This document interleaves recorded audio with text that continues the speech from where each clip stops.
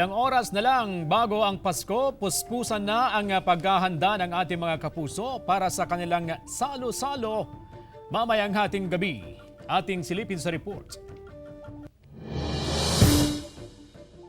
Sa iba't ibang panig ng Hilaga at Gitnang Luzon, puspusan na ang paghahanda ng mga kapuso para sa Noche Buena. Sa Pangasinan, ramdam na ang Kapaskuhan sa tahanan ni Susan Mamalyo ng Barangay Poblacion East, Asingan, Pangasinan. Christmas is really in the air mula sa kanilang mga Christmas decorations. Awiting Pampasko,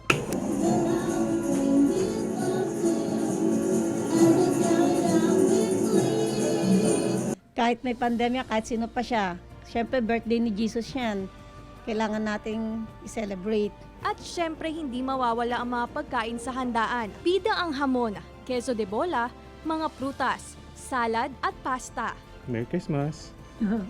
Mag-ingat-ingat na lang. Celebrate tayo ng kahit na magkakalayo tayo, hindi tayo sama-sama. Tuloy pa rin ang Pasko. Tuloy pa rin.